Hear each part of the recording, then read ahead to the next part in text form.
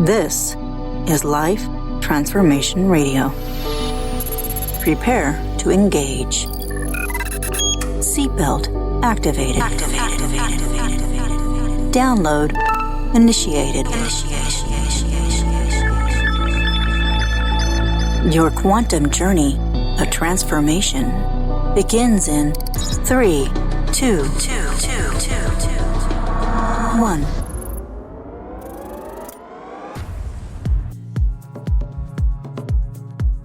Welcome to Life Transformation Radio. Hi, I'm Rob Actis, best-selling author of The Law of Action, voice actor, business mindset coach, the podcast whisperer, and Mr. Action himself. Here at Life Transformation Radio, we are committed to share more about real life, love, the power of positivity, romance, and of course, laughter. We care about helping others find their internal drive and purpose. We celebrate life's challenges and overcoming them. On the show, my guests are amazing people who are forces for good in the world around them and live a life of transformation. My guest today, she does just that. Today, Debbie Weiss and I discuss how to discover, or better yet, rediscover your power within. So if you want to rediscover the power within you, step through your fear, and achieve the life you've always wanted, this is the show for you. Debbie has over 5 decades of experience confronting life's most daunting challenges. She has become an expert in pursuing dreams despite many obstacles. She is the author of the forthcoming memoir, On Second Thought, Maybe I Can, and a co-author of the collaborative book, Heart Whispers. As a multifaceted entrepreneur, she operates both an insurance agency and her online store, A Sprinkle of Hearts. I love that. Heart-centered. She is also the host of Maybe I Can podcast, and she's a speaker and so much more. Debbie, you're here. Welcome to Life Transformation Radio. Thank you so much. I'm so excited to talk to you today. Absolutely. Absolutely. Well, let's just dive right in. I went to your website and I saw all your hearts, and I love that. There's so much going on in the world around us that is not positive, and you radiate positivity and love. So how does one embrace that in their life, just to be heart-centered and to look within and not be so affected by everything that's around them? That's a great question.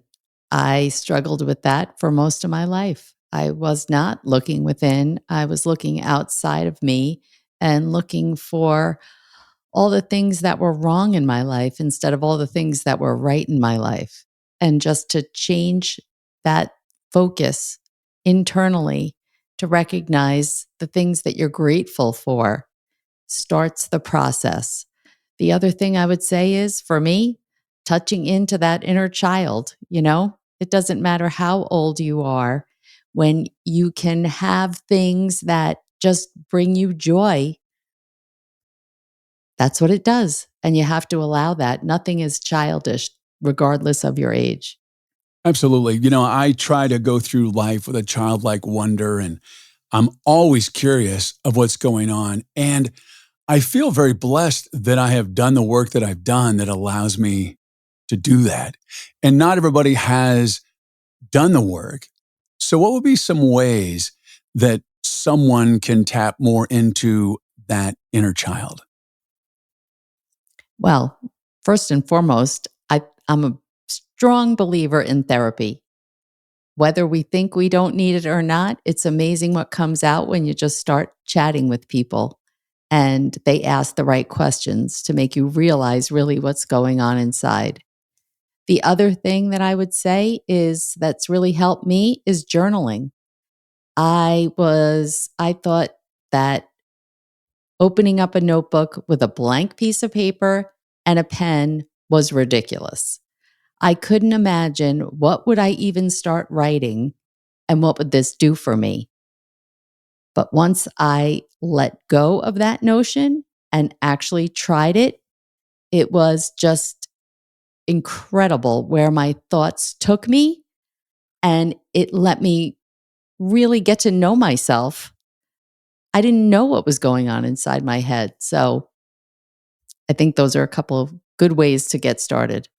Yeah, one of the things that people tend to go through life, they're like, I don't need help. I don't need to talk about my problems and stuff like that.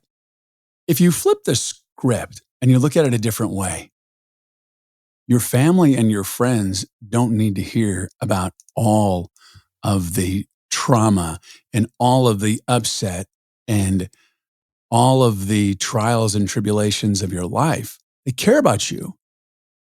But what happens is people use their family and friends as their therapist.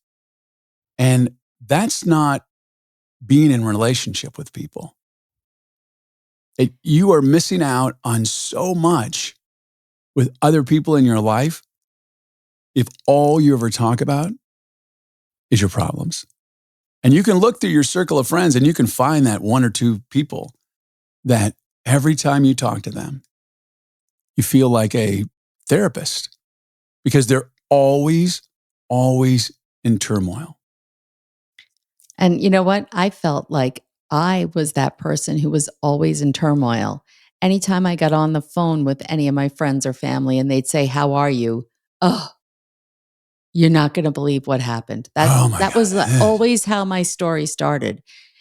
Who wants to listen to that all the time? And that's kind of when I realized, boy, am I negative?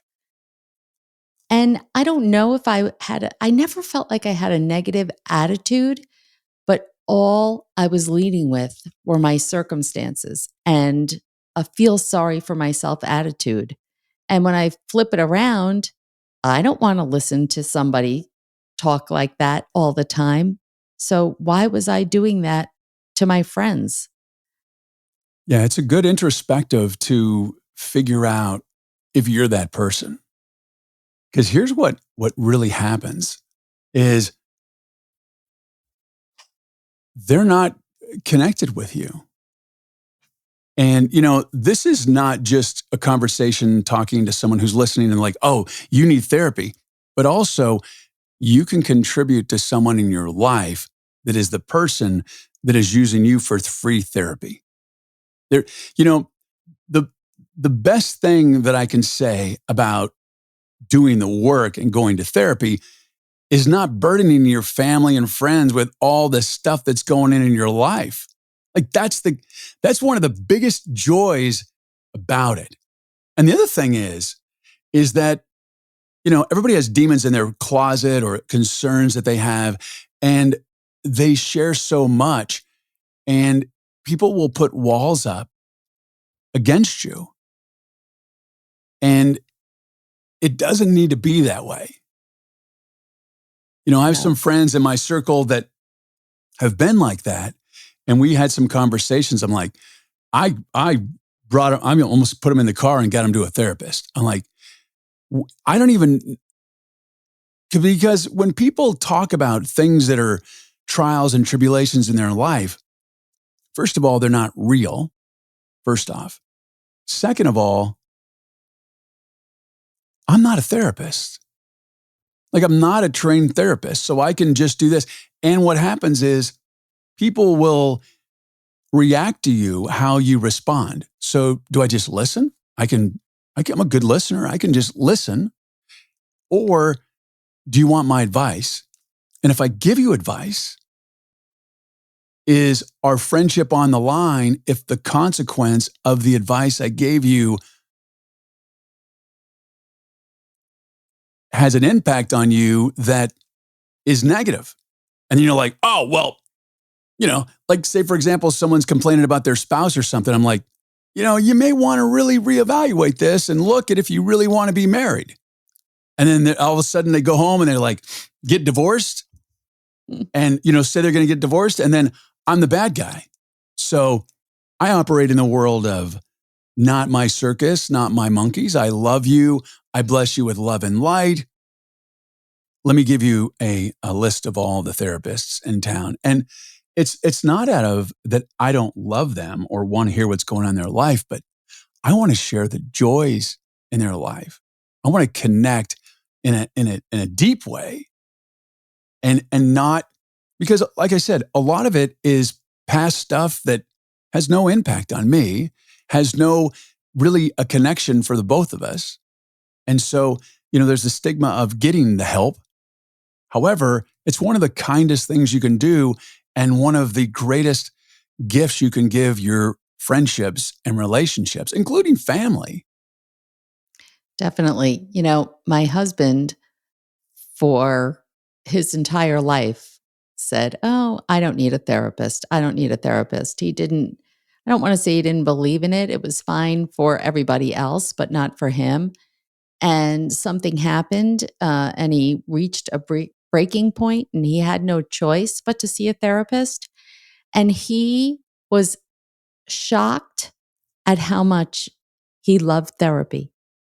He wasted 60 plus years of his life Yeah. just saying, that's something I don't need, that's something I don't do, and only to discover how much better it was on the other side. If he had only given himself a chance earlier, who knows how different his life would have been.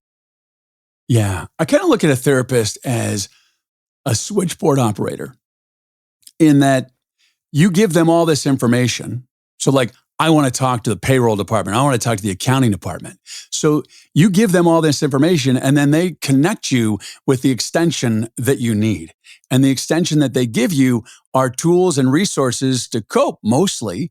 Most of the conversations with a therapist are really just connecting you with ways to communicate with the people in your life and to plug into tools and resources on how to live life. And it's funny because it's very simple stuff. One of the things that I think the majority of society has is codependency. And they don't understand how that is. And they're being codependent with their family and friends in the way that they are, I'm sharing my life with you and you don't care about me and you're not listening and blah, blah, blah, blah, blah, blah, blah. Well, they'll find that they would have just incredibly thriving relationships if they honored boundaries of what a friendship or even a family relationship is. Boundaries are so important and something I didn't pay any attention to, again, for most of my life. And now that I have started to, it's life-changing. Absolutely. I don't have to say yes to everything and everyone. If it Right. doesn't work for me and it's not good for me, I have to put myself first. Now, that is the response of someone who has done some work, because people that have not always say yes, and they do not have set boundaries. And then they feel resentful and hurt that people had them do things or asked. And that's not the way it's supposed to work in this world. Boundaries are supposed to be honored and respected. And if someone truly loves you, they will honor your boundary. They will respect your boundary. And boundaries don't have to be a negative thing. What it does is it gives someone the opportunity to learn how to interact with you. Yep. You set the guidelines. If Exactly. you don't set any guidelines, then it's not someone else's fault. If you become resentful, it's your own fault. Exactly. Because people need a roadmap on how to interact with you. Like one boundary, like what is one boundary that just is a hard fast for Debbie? Like this is a boundary. And if you cross it, there's going to be transformation in our relationship. It's going to transition. What is a one boundary that you hold? Well, one thing that I've learned over time, I used to let people walk all over me. And now I don't allow that anymore. If it does not work for me, then it's not happening. So, in other words, if you wanted to schedule something, let's just say this is, a minor thing. Let's say you wanted to schedule this podcast Right. for today at 1:00. Right. But that didn't work for me. In the past, I would have just said yes. because I wouldn't have wanted to say to you, no, that doesn't work. I'd be concerned. Oh my goodness, he thinks I'm not interested. It's going to be inconvenient for him. Never mind that it's not convenient for me. Right. And now I no longer do that. If it doesn't work, it doesn't work. If I am put in a position where I realize that I'm stressed and trying to do everything for everyone, it stops. And now when that starts to happen, I will call someone and say, I'm so sorry. I know I agreed to do this, but can we reschedule? Right now, it just doesn't work for me anymore. And I never did that. I would make myself crazy. It's amazing. I didn't make myself sick trying to do it all for everyone Right. else instead of protecting basically my own sanity. Now, how did you get to that realization? What was it that made it so that Debbie says, enough is enough. This is my boundary, and I'm not going to waver from my boundary? Because it's a lot to set a boundary. It is a lot to really demand and be rigorous about it, a boundary in your life, especially with your family and close friends. I don't think that there was any one defining moment. I think, like you said earlier, it's just taking the time to work on yourself and to understand what's going on within and what you have allowed to happen and stop pointing the blame. I guess this is probably for me the biggest thing. I was a finger pointer, right? Oh, can you believe that they're asking this of me? Oh, can you, it was Right. always somebody else's fault. But no, it wasn't somebody else's fault. They didn't choose to put me in this position. I chose to put me in that position. And I think the minute that I realized, oh, it's not them, it's the same thing with my whole life. I felt like my circumstances were controlling my life. All these things were out of control. All these things were happening to poor me. Well, things happen to poor everyone. It's not just poor me.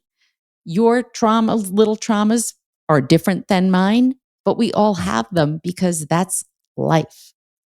And so instead of pointing the finger at circumstances and people, I've got to take responsibility because I'm the one who controls my life. I'm the one who sets the boundaries. Some things I can't control, but I can control my reaction to things. Absolutely. One of the games that I love to play with people in my life, and I do it often, is I've really learned over time to ask. Like, it's really important for me to ask for help. I'm not one who does that. I'm very, I just do everything myself.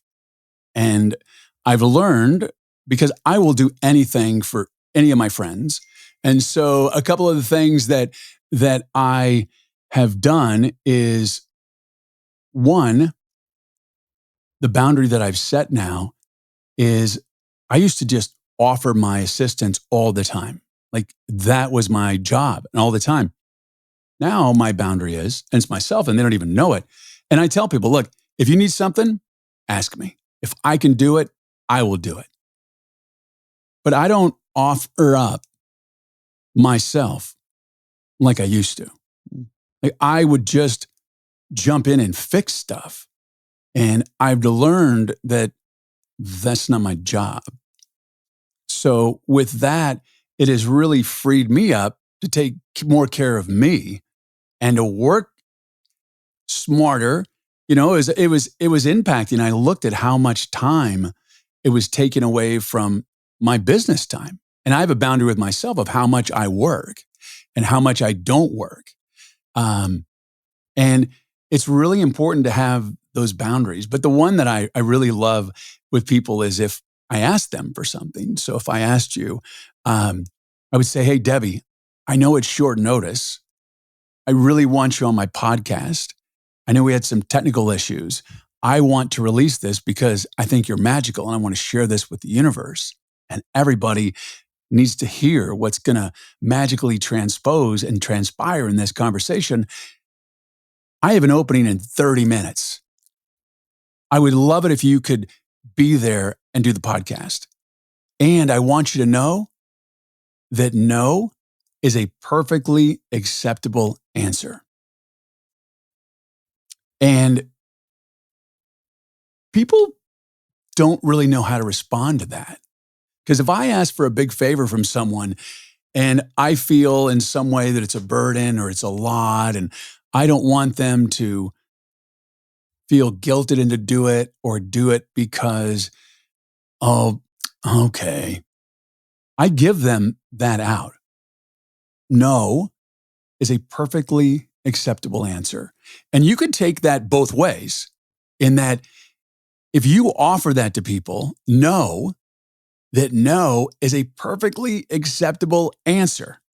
So when someone asks you to do something, you can politely say, no, I'm not able to do that, or no, thank you. And that is probably one of the hardest things that I know that people around me can do. You can't say no. Oh, yeah. I used to have, I was a volunteeraholic. Yeah. At one time, I was treasurer of 3 different organizations simultaneously while, working full time and at that point having young children. What was I thinking? Because I couldn't say no. Oh, they need me. Oh, it's really hard to find a treasurer. Oh, I have to be there to save the day. Right. And I think that was actually the start of, I think a friend of mine gave me a book.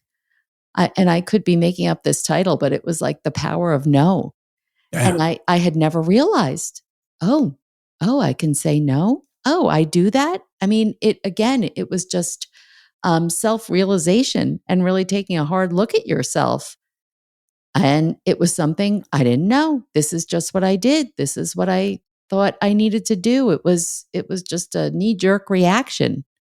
And just really, I learned when someone asked me for something, and specifically about volunteering, I would say, I need a day to think about it. I set that boundary. Even if I Yeah. wanted to do it, I was Right. not saying yes then because I really needed to take the time to sit back and think about how this was going to impact my life.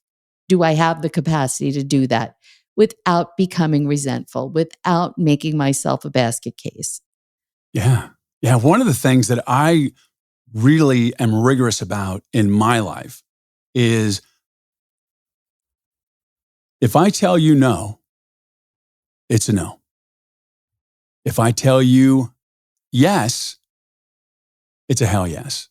And my circle knows that. If you ask me something and I say yes, it's unequivocally 1,000% yes. And know that if I'm a maybe, like if you ask me, just ask me something, ask me anything right now. Just ask me like anything, just anything. And I'll give you an example. Do you want to go out to dinner tonight? So I'm going to give you my brain. And I would think, I've got a lot to do. You're not in Arizona. So it'd be a little bit of a travel to get there. And so, you know what? Sounds really great. And so my mind would go, well, maybe I could do that. And then I would look around and figure this out. If I am personally a maybe, then I would say, Debbie, I need to decline tonight. Thank you so much for your invitation, but that would be a no. So the way that I live my life is no means no. Maybe is a no. And I only say yes if I'm a hell yes. And when you do that and you have that boundary in your life and your circle, it frees you up for so much. I have an incredible wife, Tanya, and we live our life that way. And so maybes just drive me freaking nuts. An example of a maybe would be, do you like sushi? No. Okay, great. Are you adventurous? You like to try new things, stuff like that, right? Yep. Sometimes. Okay. So I love sushi. my friends, we go to sushi all the time. So I said, hey, Debbie's in town, super cool, heart-centered lady. We need to invite her in sushi because most of the time we're eating sushi. So I say, Debbie, we're going to sushi tonight. I know you're free at your conference, and why don't you join us for sushi? And you're like, I really don't like sushi. I don't think I will enjoy sushi. But you know what? God, Rob asked me. I should go. So you're a maybe. So you show up and everybody is eating sushi and all they have is sushi. We don't have any other food. And you're sort of like hemming and hawing and you're having a really just not fun time because you don't want to eat sushi. And so what happens is because you were a maybe and you turned it into a yes, we have to deal with you going, I can't believe you guys eat raw fish. This is so gross. Oh my God. You just ruined the whole event. So it's like, hey, we're playing golf. Do you want to come play golf with us? Well, I really like softball, but yeah, I'll come golf with you.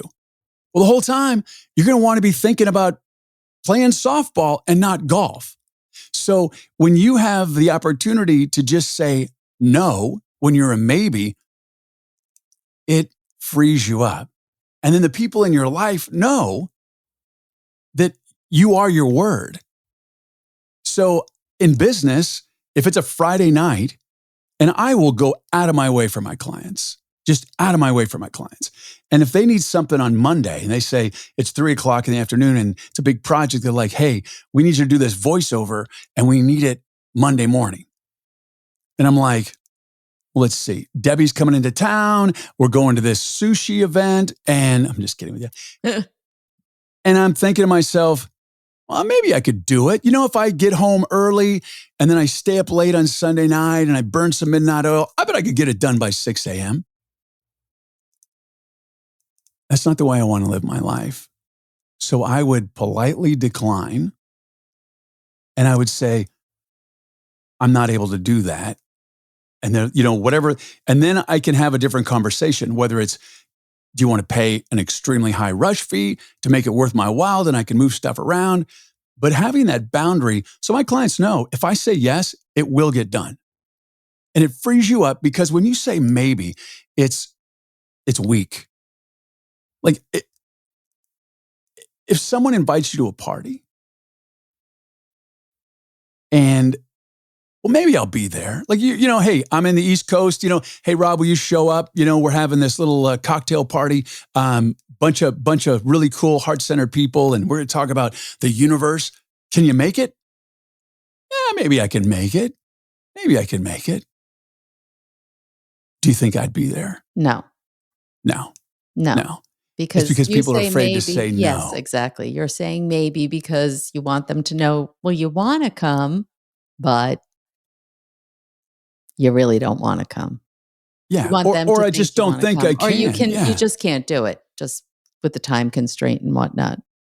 Yeah. And it frees you when you can be a no when you're a maybe. I invite, if you're listening, to just play that game.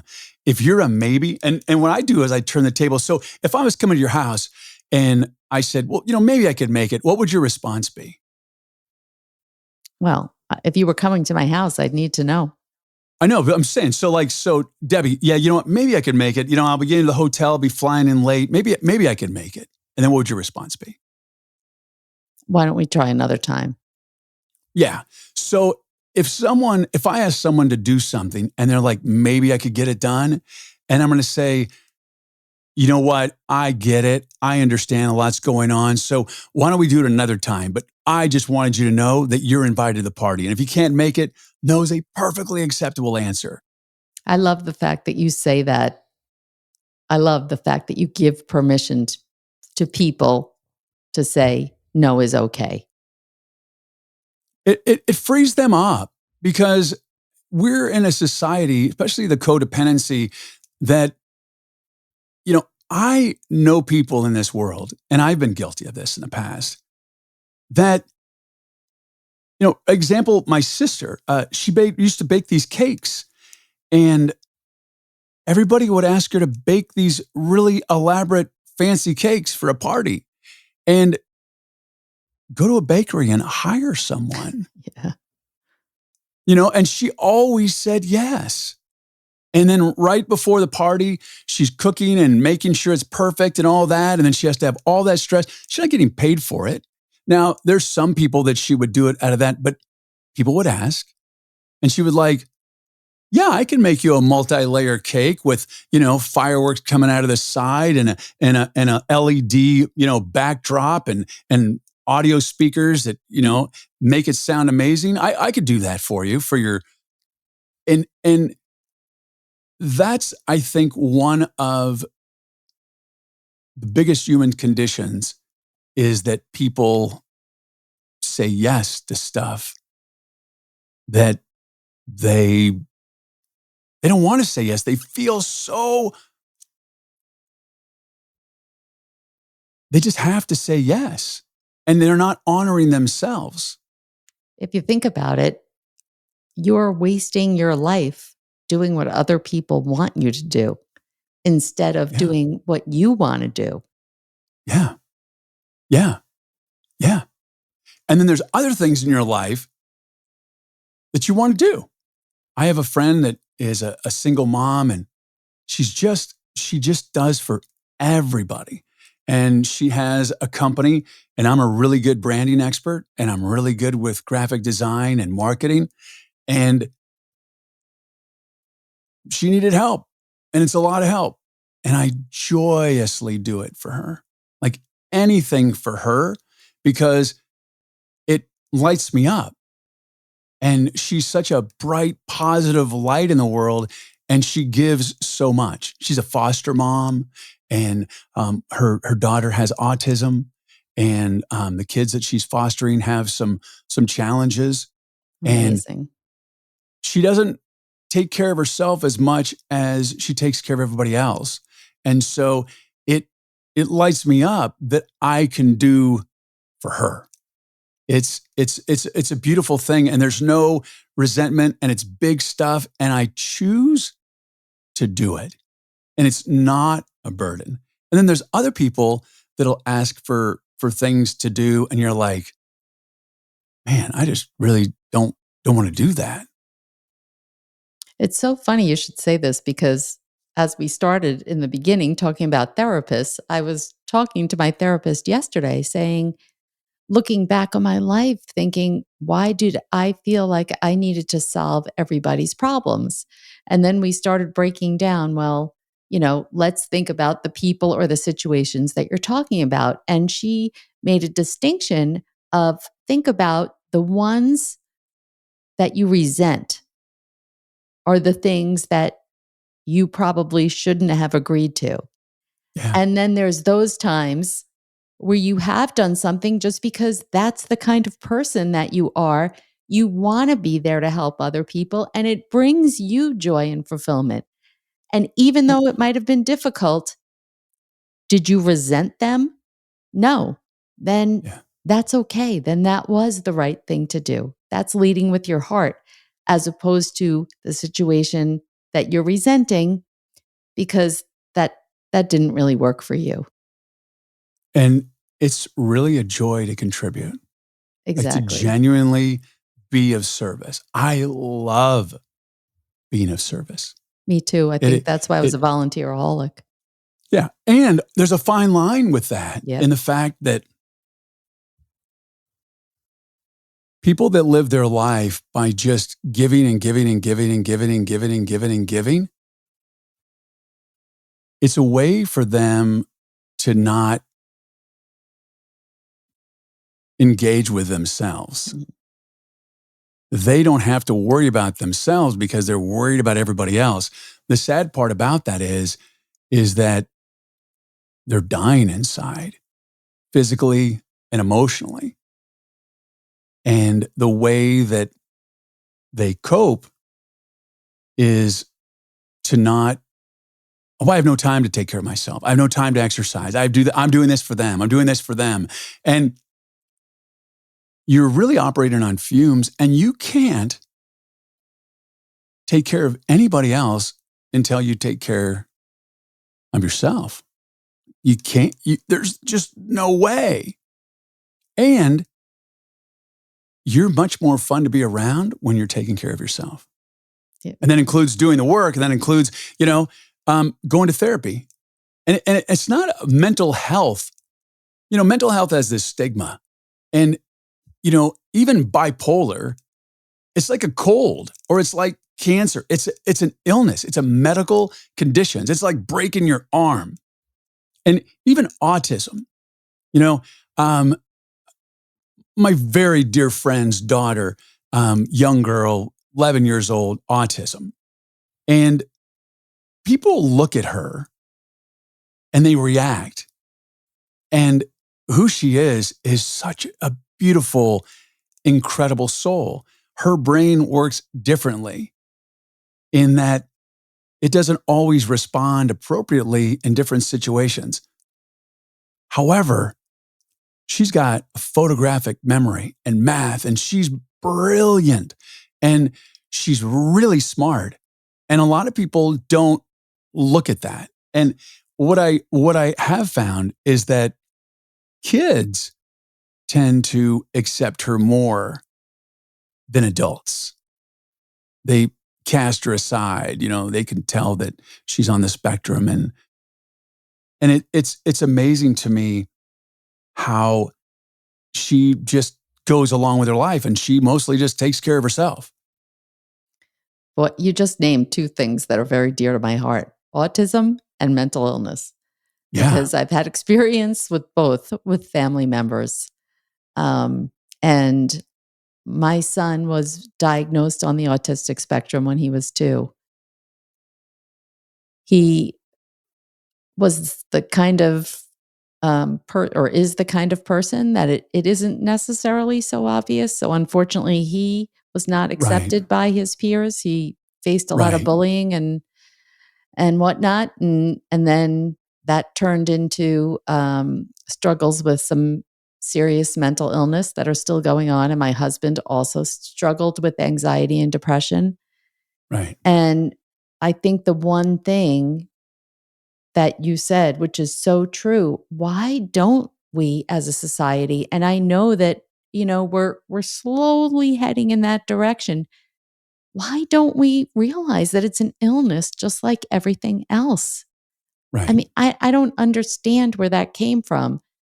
And I just, autism from, 20 years ago when I first started getting involved, luckily in the 20 years, there has been huge progress in the understanding and the acceptance. And I hope that that trajectory continues and that the same thing now starts to happen with mental illness and people are understanding and accepting, and we keep focusing on what we can do to help. Well, what I said was the universe was going to guide us to where it was going to guide us. And maybe that's the conversation that we're going to end things on, is that the stigma of mental illness is wrong. Hurts my heart. Me too. Hurts my heart. What I know about mental illness is that it's a chemical imbalance in your brain. And when you're taking the medicine, it adjusts the chemicals. And we're all made up of chemicals. And it's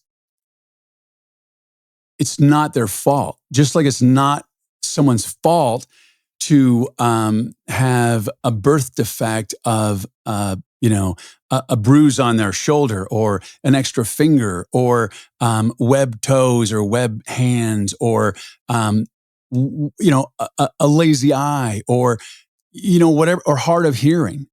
None of that is chosen, and it's acceptable. And there are so many causes of mental illness, and it hurts my heart to see how people with mental illness are so cast away. And really, just to zero in as we wrap things up, and that the autism, I will say this young lady, she's so strong and so fierce, and she's like, if you don't like me, screw you. Like, she's that strong. And it's unfortunate, though, that there are some kids that are not as strong as her and is not as capable of her. But she's a force to be reckoned with. And she's just this beautiful soul that she's got a different brain. I have a different brain. I just took a test recently just to confirm that I have ADD. And it's very interesting because I did this test where I had to press this button for a light. It was on and off and on and off and on and off. And it's just so funny because I was so frustrated at this test, and I had this headset on, and it's where I was looking. And if you look at me on a podcast, it's funny. I look like I'm just like this mentally challenged individual because my brain, we're always working, and I look around all the time. And it's just the way that my brain works. I'm always looking for stimulus. And so I look at my podcast and my eyes go all the time. And it's just me. And I honor that. But they showed me this graphic, and the graphic was this little teeny dot of people that are 99% different than me. And showed me, and mine is all over the place. It's circling and all up and down and this and that. And, it's just really funny. She goes, yeah, you have severe adult ADD. Like there's people that think they have it and they want the Adderall. And, I didn't know this, but I was always curious about this. I'm like, I don't even know if I take Adderall, if it has the impact. And then when I take it, it like makes me sleepy. She goes, yeah, because you have ADD. So people that actually have the chemical imbalance of ADD, when they take these stimulants, it calms them down so they can focus. So there's all these people that are taking Adderall and they're just like, they're not, they don't have ADD, because a stimulant for me, like, mellows me out. And a stimulant for others, I told, my doctor, I said, I wish that this Adderall would do what I know a friend of mine did who stole her kid's Adderall, and she cleaned up the entire house and like painted the house and fixed the car and put in a new pool and a jacuzzi and a barbecue. I'm just exaggerating, Yeah. but I don't have that. It just allows me to focus and get through my day. That's, it. So both my sons and my husband have ADHD, and my youngest son takes a minimal amount of medicine. And one day I took his pill by accident. Oh, yeah. Lights you up. I was jumping out of my skin. I could not wait for it to end because I was everything was frenetic. Yeah. And look, that's why, unfortunately, they're controlled substances.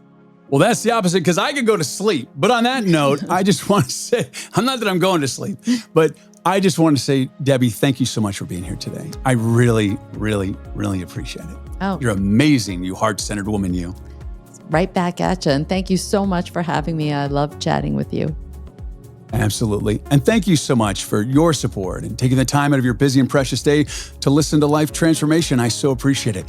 Thank you for allowing me, along my very special guests, to touch your heart, move your soul, inspire you to live a life of transformation. I'm Rob Actis. Until next time. This is Life Transformation Radio.